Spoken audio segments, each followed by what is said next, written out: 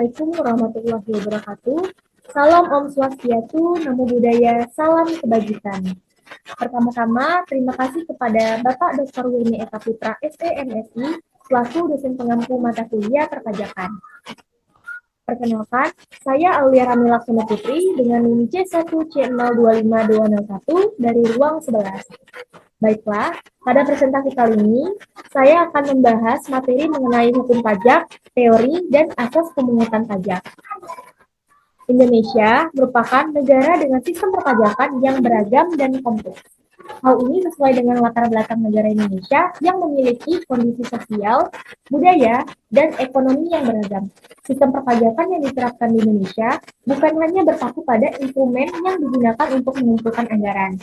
Akan tetapi, sistem perpajakan di Indonesia juga digunakan untuk mengukur sejauh mana pembangunan suatu negara dan jaminan kesejahteraan masyarakat atas penggunaan pajak. Di sini terdapat pengertian dari hukum pajak. Hukum pajak sendiri adalah sekumpulan hukum yang mengatur hubungan negara, orang pribadi, dan suatu badan yang wajib membayar pajak, termasuk di dalamnya wewenang pemerintah, menempatkan kembali kekayaan seseorang untuk masyarakat. Tujuannya untuk memberikan aturan yang jelas dan tegas terhadap ketentuan perpajakan, serta menelaah kondisi kesanggupan masyarakat membayar pungutan pajak.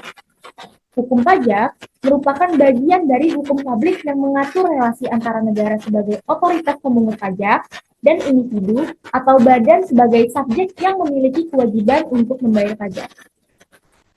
Di sini terdapat beberapa dari fungsi pajak. Yang pertama, budgeteer atau fungsi penerimaan pajak, yaitu sebagai sumber dana yang diperuntukkan bagi pembiayaan pengeluaran-pengeluaran pemerintah.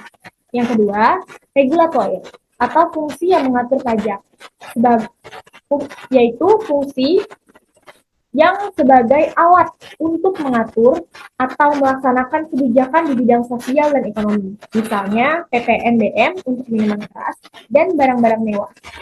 Yang ketiga, ada fungsi redistribusi. Fungsi redistribusi ini lebih menekankan unsur pemerataan dan keadilan dalam masyarakat. Dan yang terakhir, yaitu fungsi demokrasi. Dalam fungsi ini, wujudnya wujud sistem gotong royong. Fungsi ini berkaitan dengan tingkat pelayanan pemerintah kepada masyarakat pembayar pajak. Alasan pemerintah memungut pajak.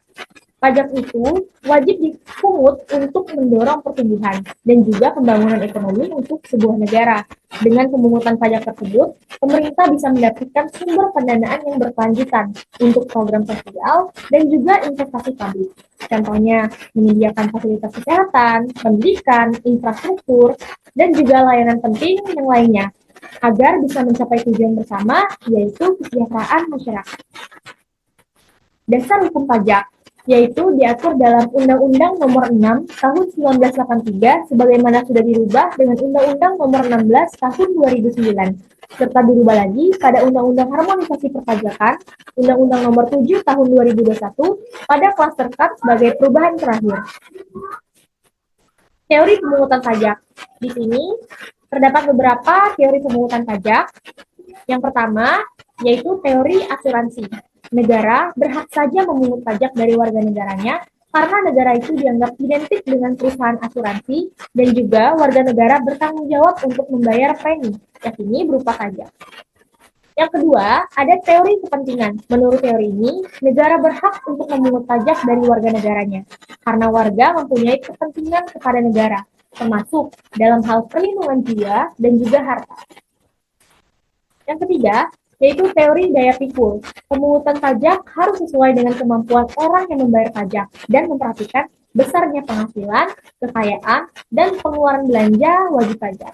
Yang keempat, ada teori daya beli. Teori ini berpendapat alasan mengapa negara memungut pajak dari warga negaranya itu terletak pada akibat pemungutan pajak. Artinya, pemungut pajak itu berarti menarik daya beli dari rumah tangga penduduk ke rumah tangga negara. Dan yang terakhir, yaitu teori bakti. Teori ini secara sederhananya menyatakan bahwa warga negara harus tunduk dan juga patuh kepada negara, karena warga negara itu merupakan satu kesatuan dari suatu negara. Oleh karena itu, warga negara terikat pada keberadaan negara, jadi wajib untuk membayar pemungutan pajak sebagai wujud baktinya kepada negara, tanpa ada mempertanyakan kenapa negara harus memungut pajak.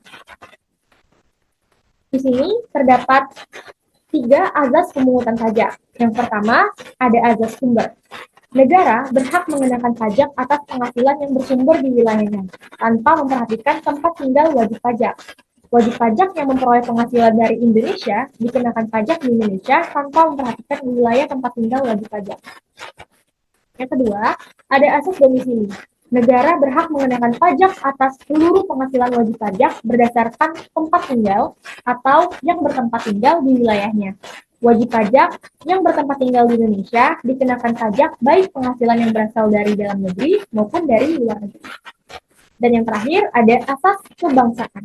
Pengenaan pajak dihubungkan dengan kebangsaan suatu negara. Pengenaan pajak diberlakukan kepada setiap orang asing yang bertempat tinggal di Indonesia. Baiklah, dari semua materi yang saya sampaikan tadi, kesimpulan yang dapat diambil yaitu pajak merupakan salah satu sumber penerimaan negara terbesar yang diperoleh dari kontribusi rakyat yang bersifat memaksa berdasarkan undang-undang dengan tidak mendapat imbalan secara langsung dan digunakan pemerintah untuk kemakmuran negara dan membiayai pelaksanaan pembangunan di Indonesia. Pajak merupakan suatu hal yang perlu dipahami. Hukum pajak yaitu hukum yang membahas tentang aturan-aturan dan pajak yang membahas tentang pungutan dan iuran. Pajak bukanlah sekedar kewajiban semata, karena dari pajak semua pembangunan yang ada di Indonesia dapat berlangsung. Baik, itu saja materi yang dapat saya sampaikan. Mohon maaf apabila ada salah kata, baik yang disengaja maupun tidak disengaja. Terima kasih atas kesempatan yang telah diberikan kepada saya. Saya akhiri. Wassalamualaikum warahmatullahi wabarakatuh.